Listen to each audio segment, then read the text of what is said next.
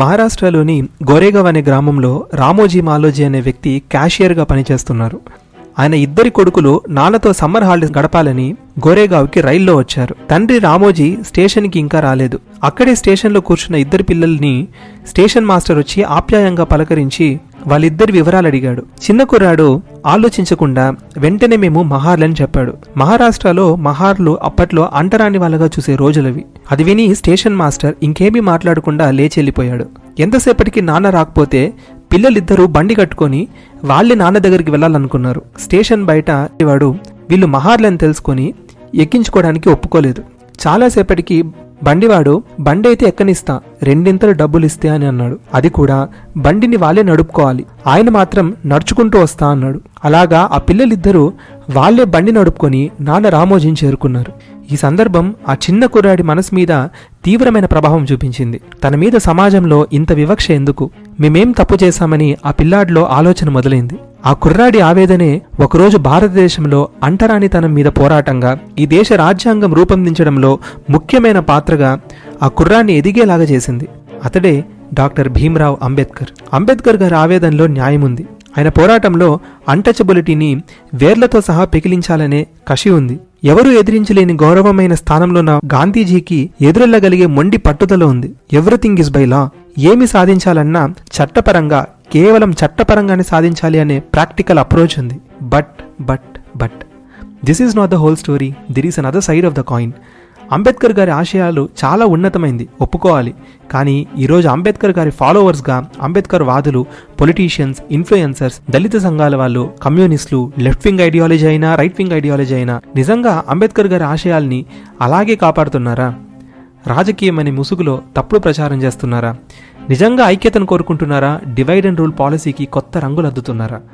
Let us decode Ambedkarism. ఈ వీడియోలో మేము చాలా సెన్సిటివ్ టాపిక్స్ని టచ్ చేసాం, కానీ ఇందులో ఇన్ఫర్మేషన్ మాత్రం చాలా బాగుంటుంది. చాలా రీసెర్చ్ చేసి అథెంటిక్ సోర్సెస్ని రెఫర్ చేసి చెప్తున్నాము. సో కంప్లీట్ వీడియోని స్కిప్ చేయకుండా చూడండి. అట్ ద సేమ్ టైం మా వీడియోని చూస్తున్నారు కానీ సబ్స్క్రైబ్ చేసుకోవట్లేదు. So please do subscribe to our channel. This really motivates అస్.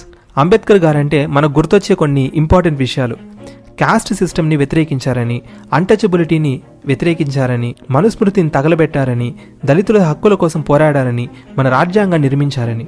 ఇదే పాయింట్స్ ఈ రోజుకి మన పొలిటీషియన్స్తో సహా అంబేద్కర్ వాదులుగా ప్రమోట్ చేసే వాళ్ళందరూ కూడా అడ్రస్ చేసే పాయింట్స్.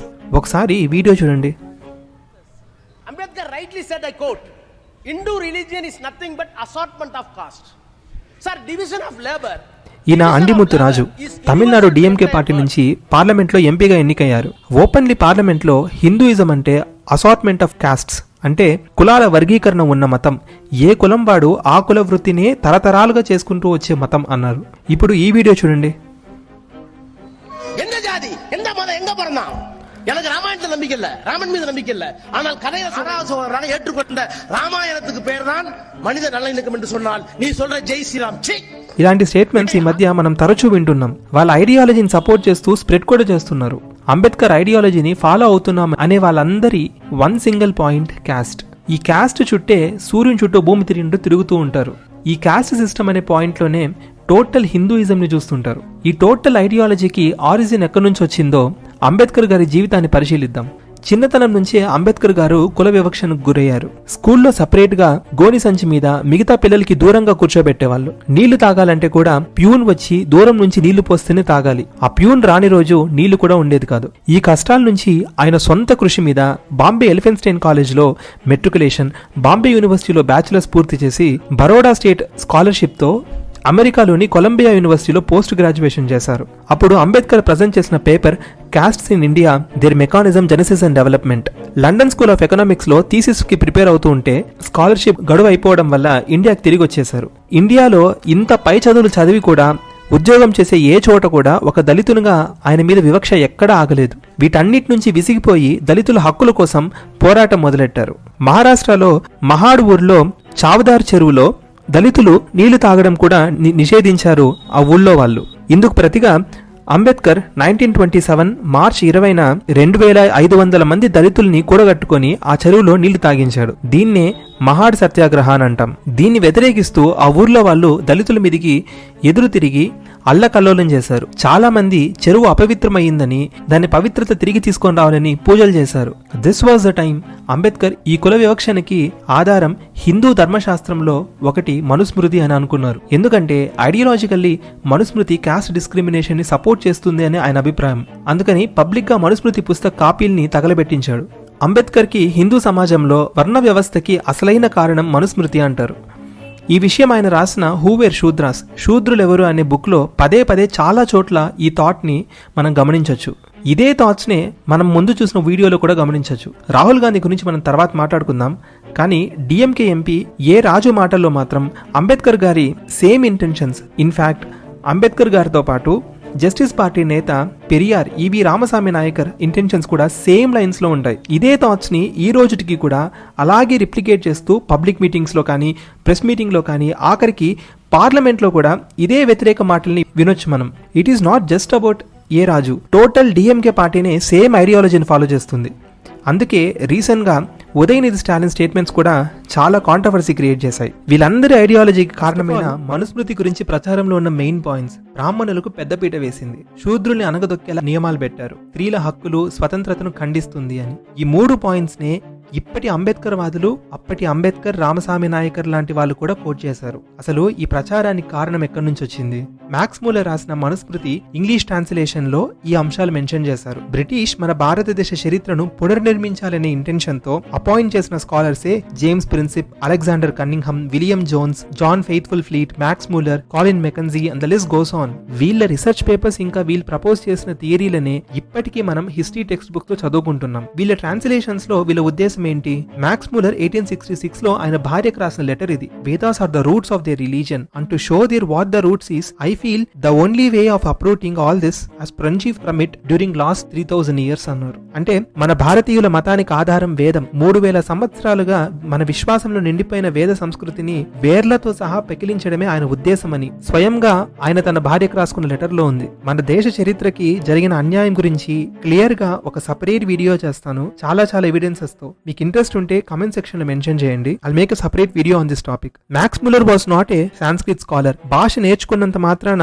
ఆ భాషలో పండితులమైపోము. మీకు నాకు కూడా తెలుగొచ్చు. అల్లసాని పెద్దన్న, నన్నయ్య గారి కంద పద్యాలు చదవగానే అర్థమైపోతుందా? మనమే పద్యం కింద తాత్పర్యం చదివి అర్థం చేసుకుంటాం. అలాంటిది ఛందస్సు, వ్యాకరణం, పాణిని సూత్రాలు, అమరకోశం, వాల్మీకి, వ్యాసుల యొక్క వ్యాకరణాల్లో ఉన్న సూక్ష్మాలు, ఆ తర్వాత వచ్చిన కాళిదాసు లాంటి మహామహా రచనల్లో ఉన్న సూక్ష్మాలు, ఇంత కాంప్లికేషన్స్ ఉన్న సంస్కృత భాష సంప్రదాయంగా నేర్చుకున్న వాళ్ళని సంప్రదించి అర్థం చేసుకోవాలి. ఈ దేశ చరిత్రని, సంస్కృతిని దెబ్బతీసి వేర్లతో సహా పెకిలించాలని ఆలోచనలో ఉన్న వాళ్ళు సరైన వాళ్ళని ఎలా రెఫర్ చేస్తారు? అధికారం చేతిలో ఉంటే మనం ఏం చెప్పినా నిజమవుతుందని స్కూల్స్ లో, కాలేజెస్ లో కూడా ఆర్య ద్రావిడ సిద్ధాంతాల్ని, ఆర్యన్ ఇన్వేషన్, మైగ్రేషన్ థియరీని ప్రపోజ్ చేశారు. Where till today, even after 110 years of research, ఒక్క సాలిడ్ ఎవిడెన్స్ దొరకలేదు ఈ థియరీలు నిజమని నిరూపించడానికి. బట్ స్టిల్ అదే థియరీల్ని ఏ రాజు, డిఎంకే లాంటి వాళ్ళ నుంచి, భీమ్ ఆర్మీ నేత చంద్రశేఖర్ రావణ్ నుంచి, కన్నయ్య కుమార్ నుంచి, మన తెలుగు దళిత సంఘాల్లో ఉన్న తాడిశెట్టి లాంటి వాళ్ళు కూడా ఇదే ప్రచారం చేస్తారు, ఇదే సిద్ధాంతాల్ని నమ్ముతారు కూడా. మళ్ళీ చెప్తున్నాను, not even a single archaeological evidence, manuscript, literature evidence దొరకలేదు. ఆర్యులు బయట నుంచి వచ్చారని, ఇక్కడ ద్రావిడులు అనే వాళ్ళని తరిమారని, వాళ్ళని అనగదొక్కి అంటరాని వాళ్ళుగా చేసి వేద ధర్మం స్థాపించారని not even a single evidence was been available. ఇప్పుడు ఇదే మనుస్మృతిలో కొన్ని పాయింట్స్ చెప్తాను. మనందరికీ తెలిసిన ఒక శ్లోకం, ఎత్ర నార్యస్తు పూజ్యంతే రమంతే తత్ర దేవతాః అని. అంటే ఎక్కడెక్కడ స్త్రీలు గౌరవింపబడతారో అక్కడ దేవతలు ఆనంద తాండవం చేస్తారు అని. ఈ పద్యం మనుస్మృతిలో ఉన్నది. స్త్రీలకు కూడా తల్లిదండ్రుల ఆస్తిలో వాటా వస్తుందని చెప్పింది మనుస్మృతి.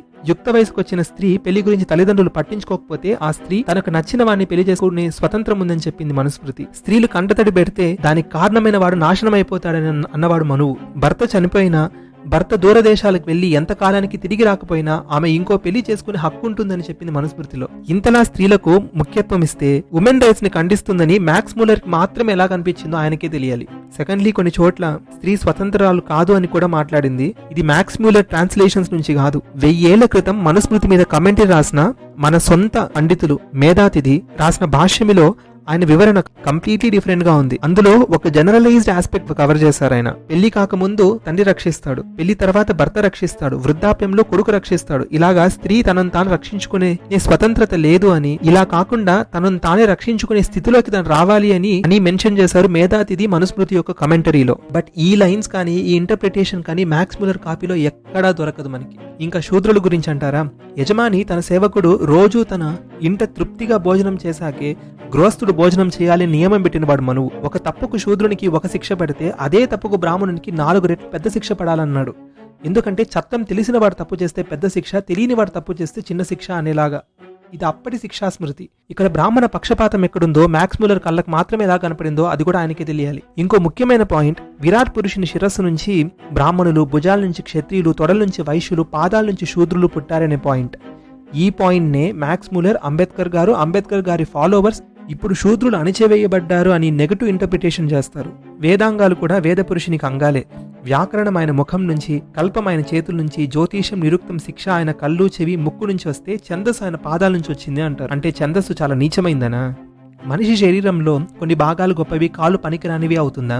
కాళ్ళు లేకపోతే జీవితం ఎంత దుర్భరంగా ఉంటుందో కాళ్ళు మనిషి శరీరాన్ని మోయడానికి ఆధారం. బ్రాహ్మణుడు పట్టడన్నం తినాలన్నా, క్షత్రియులు రంగురంగుల బట్టల నుంచి నగలు ధరించాలన్నా, వైశ్యుడు వ్యాపారం చేసే ప్రతి వస్తువుని ప్రొడ్యూస్ చేయాలన్నా, ఒక రైతు కృషి, బట్టలు నేసేవాని కృషి, కుండలు చేసేవాని కృషి, ఆఖరికి నిద్రపోవాలంటే మంచం నుంచి, పరుపు నుంచి శ్రామికుల కృషే కారణం. అలాగనే బ్రాహ్మణుడు, వైశ్యుడు, క్షత్రియుడు అనే పైన ఉన్న వర్గాలకి శూద్రులే ఆధారము అని దాని పాదాలతో రిప్రజెంట్ చేశారు. ఇదే కైండ్ ఆఫ్ కామెంటరీ భారతీయ పండితులైన మేధాతిథి, భరుచి ఇలాంటి వాళ్ళ యొక్క కమెంటరీలో ఉంది. కానీ ఈ కైండ్ ఆఫ్ ట్రాన్స్లేషన్ ని మ్యాక్స్ ముల్లర్ ఎంచుకోలేదు. దాన్ని ఒక సోషల్ డిస్క్రిమినేషన్ గా పాయింట్ చేసి చూపించారు. నిజంగా శూద్రులు అంటరాని వాళ్లే అయితే ఋగ్వేదంలో ఐతరేయ బ్రాహ్మణంలో కలశ ఐరుషుడు అనే ఋషి జన్మతః శూద్రుడు. కానీ వేదంలో రాసిన కొన్ని రుక్కులకి ఆయన రచయిత కూడా. వేదంలోనే శూద్రులుగా పుట్టిన ఋషులు రచించిన మంత్రాలు ఉన్నాయి. నిజంగా అనగదొక్కే వాళ్లే అయితే అలాంటి రచనల్ని మంత్రాలుగా వేదంలో ఎందుకు పెడతారు? స్త్రీలలో కూడా one of the top most ఉపనిషత్తుల్లో ఒకటి బృహదారణ్యక ఉపనిషత్తు. ఈ ఉపనిషత్తులో గార్గి అనే స్త్రీ ప్రశ్నలకి, పాండిత్యానికి, జుట్టు పండిపోయిన గొప్ప గొప్ప పండితులు కూడా వెలవెలబోయారు. స్త్రీకి ఎడ్యుకేషన్ ఉండదు అని అనుకునే వాళ్ళకి this is one of the best example. వాళ్ళు పాయింట్ చేసిన విషయాల్ని ప్రాక్టికల్ ఎగ్జాంపుల్స్ తో వేదంలోనే నిరూపించలేని ఎగ్జాంపుల్స్ ఉన్నాయి. ఇలా చెప్పుకుంటూ పోవాలంటే మనుస్మృతి గురించి సెపరేట్ వీడియో చేసేంత విషయాలు ఉన్నాయి. But still there are certain things మనుస్మృతిలో శూద్రుల స్టేటస్ గురించి ఉండడం. అది ఆనాటి శిక్షా స్మృతి. ఇప్పటి కాలంకి అది పనికిరాదు కూడా. సెకండ్లీ, ఒక ఇంపార్టెంట్ శ్లోకం, కృతేతు మానవాః ప్రోక్తే త్రేతాయాం గౌతమ స్మృతి, ద్వాపరే శంఖలిఖితో కలో పరాశర స్మృతి అంటారు. అంటే కృతయుగంలో మనుస్మృతి, త్రేతాయుగంలో గౌతమ స్మృతి, ద్వాపర యుగంలో శంఖలిఖిత స్మృతి, కలియుగంలో పరాశర స్మృతి ధర్మశాస్త్రంగా పాటించాలి అని. నిజంగా ఏదైనా ధర్మశాస్త్రం పట్టుకొని మిస్టేక్స్ పాయింట్ చేయాలి అంటే ఇప్పటి కలియుగంలో నియమించిన పరాశర స్మృతిని కదా పట్టుకోవాలి. ఎప్పుడో కృతయుగం నాటి ధర్మశాస్త్రం మనుస్మృతిని పట్టుకుంటే ఏం లాభం? ఓకే, ప్రాబబులీ గౌతమ స్మృతి, పరాశర స్మృతిలో శూద్రుల గురించి ఇంత నెగటివ్ విశేషాలు లేవేమో. భారతీయ సంస్కృతి వేర్లతో సహా పెకిలించాలంటే కాస్తో కూస్తో తప్పులున్న మనుస్మృతిని పట్టుకుంటేనే కదా కుటిల నీతి పనిచేసేది. ఇందుకేనేమో మ్యాక్స్ ముల్లర్ లాంటి స్కాలర్స్ దీన్ని ఎంచుకున్నారు. ఇది ఎలా ఉందంటే, ఈ రోజు పులిని కానీ జింకని కానీ వేటాడితే క్రిమినల్ అఫెన్స్ అవుతుంది. అదే కాకతీయుల, విజయనగరాజుల సమయంలో వేట ఒక వినోద క్రీడ. అది పట్టుకొని శ్రీకృష్ణదేవరాయల చట్టంలో పులివేట, ఎన్వైర్మెంట్ చట్టాన్ని, అనిమల్ ప్రొటెక్షన్ ని ఖండిస్తుంది అని ఆయన శాసనాల్ని తగలబెట్టద్దామని రోడ్డెక్కడం ఎంత తెలివైన పని అవుతుందో అంతే తెలివైన పని అమలులో లేని వేల సంవత్సరాల నాటి కృతయుగం నాటి మనుస్మృతిని పట్టుకుని రోడ్డెక్కినా కూడా అనిపించాలి. ప్రాక్టికల్ ఎగ్జాంపుల్స్ తో అర్థం చేసుకోలేం కాబట్టి ఇలాంటి చర్యల్ని ఒక ఇన్స్పిరేషన్ గా తీసుకుంటున్నాం. నిజంగా తప్పులున్నాయని అన్ని తగలబెట్టుకుంటూ పోతే Greece, Egypt, Roman, Aztec, Mayan అని ఒక్క నాగరికత కూడా మిగలదు. అన్ని తగలబెట్టుకుంటూ వెళ్ళాలి. ఇవన్నీ ఎలాగో కనుమరుగైపోయాయి. మిగిలిందల్లా భారతదేశ చరిత్ర, భారతదేశ సంస్కృతి, వేద నాగరికత. అందుకే దీన్ని కూడా కనుమరుగు చేయాలని ఇన్ని ప్రయత్నాలు. ఇది అర్థం చేసుకోకుండా వాళ్ళ ట్రాన్స్లేషన్స్ ని మనం పట్టుకొని మన సొంత దేశ చరిత్రని కించపరుచుకుంటూ వాళ్ళ మాటలను ఇన్స్పిరేషన్ గా తీసుకుంటున్నామంటే వాళ్ళ విఘ్నత, వివేకానికి వదిలేయాలి. ఇండియన్ కాన్స్టిట్యూషన్, మన రాజ్యాంగం పుట్టి 75 years అవుతుంది. మన చట్టంలో తప్పులే లేవా? ఇప్పటికీ 106 times సవరణ చేశాం. నిన్న కాక మొన్న పుట్టిన రాజ్యాంగంలోనే మన పొరపాటును సరిదిద్దుకోవడానికి there is always some room for amendment. వేల సంవత్సరాల నాటి ధర్మశాస్త్రం గురించి చర్చలు, అది ఈ కలియుగంకి సరిపోని ధర్మశాస్త్రం గురించి ఇంతలా పార్లమెంటులో సహా చర్చించుకోవాల్సిన అవసరం ఏముంది? ఒకసారి వీడియో చూడండి. జై భీమ్, జై తెలంగాణ, జై ఫలస్తీన్. ఓవైసీ లాంటి వాళ్ళు దళితుల, ముస్లింల యూనిటీ కోసం పోరాడతామంటారు. ఇంకా ఇది అంబేద్కర్ గారి ఆశయం కూడా అని చెప్తారు. ప్రాబబుల్లీ వీళ్ళు అంబేద్కర్ గారు రాసిన Pakistan or partition of India అనే బుక్ ని చదివినట్లేదు. అందులో అంబేద్కర్ గారి ఉద్దేశాలు చదివితే జై భీమ్ జై భీమ్ నినాదం కాదు, జలాదో అంబేద్కర్ గారు రాజ్యాంగం అంటారు. ఇది అంబేద్కర్ గారు రాసిన ఆయన సొంత మాటలు. Hinduism is said to divide people and in contrast Islam is to bind people. This is only a half truth. It divides as inexorably as it binds. Close and distinction that it makes between Muslims and non-Muslims is very real, very positive and very alienatory distinction. The brotherhood of Islam is not a universal brotherhood of man. It is brotherhood of Muslims for Muslims only. అంటే ఇస్లాంలోని సోదర భావం మానవాళ్ళందరికీ సమానంగా వర్తించేది కాదు. వాళ్ళ సోదర భావం వాళ్ళ వరకే ఉంటుంది, వాళ్ళ కాని వాళ్ళ మీద పనిచేయదు అని. ఇది నా మాటలు కానే కాదు, అంబేద్కర్ గారు రాసిన సొంత మాటలు. అంబేద్కర్ గారి అనాలిసిస్లో చాలా నిజాలుంటాయి. కొన్ని ఎగ్జాంపుల్స్ చెప్తాను. జై భీమ్ నినాదంలో అంబేద్కర్ వాదులు ఇంకా ముస్లిం పార్టీ వల్ల రెండు పక్షాల స్టాండర్డ్స్ మనకు అర్థమవుతుంది. और हाँ, हम बारात नहीं चढ़ने देंगे. अगर आप बिना परमिशन अगर बारात चढ़ाएंगे तो हम नहीं चढ़ने देंगे. आप ईंट ले आओ, पत्थर ले आओ, गोली ले आओ, हम नहीं करने देना. चाहता हूँ कि नमाज ఉత్తరప్రదేశ్ నూపూర్లో 80% ముస్లిమ్స్ 20% హిందూస్ ఉన్నారు. అందులో మెజారిటీ హిందూస్ దళితులే. వాళ్ళ పెళ్లి గురించి ముస్లిమ్స్ చేసిన కమెంట్స్ ఇది. నమాజ్ ఖచ్చితంగా జరుగుతుంది, కానీ మీ పెళ్లికి పర్మిషన్స్ తీసుకోవాలి. ఇటుకలు తెచ్చుకోండి, రాళ్లు తెచ్చుకోండి, పెళ్లి మాత్రం జరగనివ్వమన్నారు. కానీ జై భీమ్ అనే అంబేద్కర్ సేనలు నోరు మెదపరు. అయితే ఓవైసీ అంటాడు జై భీమ్ జై మీమ్. 2021లో బీహార్ పూర్ణియా గ్రామంలో ఒక దళిత వాచ్మెన్ ని చంపి రాత్రికి రాత్రే దళితవాడలో ఇల్లు కాల్చేశారు శాంతిపూర్వకంగా. అలాగే జూన్ 2020లో ఉత్తరప్రదేశ్ జోన్పూర్ లో దళితుల కాలనీలో ఇలాగే ముస్లింస్ మంటలు వేసి కాల్చేశారు. దళిత నాయకుడు కన్నయ్య కుమార్ చంద్రశేఖర్ రావణ్ లాంటి అంబేద్కరేట్ యాక్టివిస్టులు ఇలాంటి నిజమైన సంఘటనల మీద నో కమెంట్స్ పాస్ చేస్తారు, కానీ అంటారు జై భీమ్ జై మీమ్. 2019లో మురాదాబాద్ లో ముస్లిం బార్బర్లు దళితులకు హెయిర్ కట్ చేయడానికి ఒప్పుకోలేదు. నేను అనుకున్నాను దళితుల మీద వివక్ష అంబేద్కర్ టైంలో హిందువులే చేశారని. డిస్క్రిమినేషన్, పేటెంట్ రైట్స్ కేవలం హిందువులకే లేదన్నమాట. కానీ మేమంటాం జై భీమ్ జై మీమ్ జై. భీమ్ ఆర్మీ ఇలాంటి ఇన్సిడెంట్స్ మీద నో కమెంట్స్ పాస్ చేస్తుంది, కానీ సిటిజన్షిప్ అమెండ్మెంట్ యాక్ట్ మీద ప్రొటెస్ట్ చేయడానికి మాత్రం ఢిల్లీ పోలీసుల దగ్గర పర్మిషన్స్ అప్లై చేస్తుంది. 2018 హర్యానాలో మోలకా గ్రామంలో దళిత కుటుంబాన్ని రక్తముచ్చలా కొట్టారు, మతం మార్చుకోలేదని. ఇలాగే ఢిల్లీలో సంజయ్ కుమార్ అనే దళితుడు ఒక ముస్లిం అమ్మాయిని పెళ్లి చేసుకున్నాడు. పెళ్లి చేసుకున్న కొన్ని రోజులకే ఆ అబ్బాయి శవం దొరికింది పోలీసులకి. పోస్ట్ మార్టం లో తేలింది ఏంటంటే ఆయన లంగ్స్ మిస్ అవుతున్నాయి, కళ్ళు, పళ్ళు ఇలా ఏ బాడీ పార్ట్స్ మిస్ అయ్యాయో నేను ఈ వీడియోలో చెప్పలేను కూడా. జస్ట్ బికాస్ పెళ్లి తర్వాత ఆ అబ్బాయి మతం మార్చుకోలేదు కాబట్టి. కానీ కూడా జై మీమ్ జై. అండ్ స్టిల్ భీమ్ ఆర్మీలో కలిసి ఉండే కలదు సుఖమని పాటలు పాడతారు. నేను ఇదంతా చెప్పడానికి మెయిన్ రీజన్ అంబేద్కర్ గారి పేరుతో భీమ్ ఆర్మీలు దళిత ముస్లిం యూనిటీ కోరుకునే ఏఐఎంఐ, ఓవైసీ లాంటి వాళ్ళ మెయిన్ ఇంటెన్షన్ అండ్ టార్గెట్ ఎవరో మనం అర్థం చేసుకోవడానికి. ఓవరాల్ కంట్రీ వైడ్ గా ఇలాంటి ఇన్సిడెంట్స్ చాలా చాలా జరుగుతూనే ఉన్నాయి. నిజంగా దళితులకు జరిగే అన్యాయంకు నోరు తెరవరు, కానీ ప్రభుత్వం తెచ్చే ప్రతి చట్టంలో దళితులకి అన్యాయం జరుగుతుంది, రిజర్వేషన్స్ ఇవ్వట్లేదు అని ప్రొటెస్ట్ చేస్తారు. నిజంగా అక్కడుంటే నిజమైన ఇష్యూస్ మీద నోరు మెదపరెందుకు? అండ్ రిజర్వేషన్స్ దాకా వచ్చాం కాబట్టి ఇంకో అంబేద్కర్ వాదుల గ్రూప్ చూద్దాం. The great Indian National Congress party minority బుజ్జగింపుల పార్టీ అని పేరు తెచ్చుకుంది. अर्जुन को सिर्फ मच्छी की आंख दिख रही थी, उसी प्रकार मुझे सिर्फ मच्छी की आंख दिख रही है. जाति जनगणना हम करा के दिखाएंगे. तो महाभारत జాతి జనగణన అంటే కాస్ట్ సెన్సస్. పాపులేషన్ సెన్సస్ లో భాగంగానే కాస్ట్ బేస్డ్ సెన్సస్ కూడా చేయాలని leader of opposition Rahul Gandhi అంటున్నాడు. కాస్ట్ బేస్డ్ సెన్సస్ వల్ల ప్రభుత్వం స్కీమ్స్, పాలసీలు ఏ ఏ వర్గాల వారికి అందట్లేదు అనే అవగాహన వస్తుంది. వాళ్ళకు అందేలాగా చర్యలు తీసుకోవడానికి కూడా ఆస్కారం ఉంటుంది. ఇది అంబేద్కర్ గారి ఆశయం అని కూడా అంటారు. అదే విధంగా సెక్యులరిజం, మనుషులందరూ ఒక్కరే అనే కాంగ్రెస్ లాంటి పార్టీలకు కులం పేరుతో మళ్లీ విడదీసే ప్రయత్నం చేస్తున్నామనే స్పృహ కూడా ఉంటే బాగుంటుంది. ఈ మాటలు నేననేది కాదు, ఎవరన్నారో తెలుసుకోవడానికి కొంచెం వెనక్కి వెళ్దాం. రాహుల్ గాంధీ తాతగారు జవహర్లాల్ నెహ్రూ దగ్గరికి, నెహ్రూ గారి దగ్గరికి దళితులకు రిజర్వేషన్ గురించి ప్రశ్నిస్తే ఆయన అన్నారు, దళితులకి రిజర్వేషన్ ఉండాలి, కానీ గవర్నమెంట్ సర్వీసెస్ లో మాత్రం ఉండకూడదు. ఎందుకంటే రిజర్వేషన్స్ వల్ల ఇన్ఎఫిషియన్సీ ఇంకా సెకండ్ రేట్ స్టాండర్డ్స్ పెరుగుతాయి అని. ఆయన ఈ దేశంని ఎప్పుడు ఫస్ట్ క్లాస్ స్టాండర్డ్ లోనే ఉండాలనుకుంటున్నారు అని. మరి తాతగారికి సెకండ్ రేట్ స్టాండర్డ్ గా కనబడ్డ రిజర్వేషన్స్ రాహుల్ గాంధీకి ఫస్ట్ క్లాస్ ప్రిఫరెన్స్ లోకి ఎలా వచ్చిందో. సరే, ఇంకొంచెం ముందుకొద్దాం. రాహుల్ గాంధీ నాన్న రాజీవ్ గాంధీ దగ్గరికి. రాజీవ్ గాంధీ టైంలో మండల్ కమిషన్ రిపోర్ట్ ని ఇంప్లిమెంట్ చేయలేదు. మండల్ కమిషన్ ఓబీసీలకు రిజర్వేషన్స్ ఉండాలి అని రికమెండ్ చేసిన కమిషన్ ఆ రిపోర్ట్స్ ని ఎందుకు అమలు పరచట్లేదు అని అడిగితే రాజీవ్ గాంధీ అన్నారు, mandal commission is a can of worms అని. అంటే పురుగుల పొట్టుతో కంపేర్ చేశారు. మరి రాజీవ్ గాంధీ కూడా రిజర్వేషన్స్ వ్యతిరేకిస్తే అప్పుడు గుర్తురాని అంబేద్కర్ ఆశయాలు రాహుల్ గాంధీకి గుర్తొచ్చాయంటే చాలా గొప్ప కదా. ఆగండి, ఇంకా ముందుకొద్దాం. 2011లో కాంగ్రెస్ గవర్నమెంట్ హయాంలో కాస్ట్ సెన్సస్ సర్వే జరిగింది, కానీ రిలీజ్ చేయలేదు.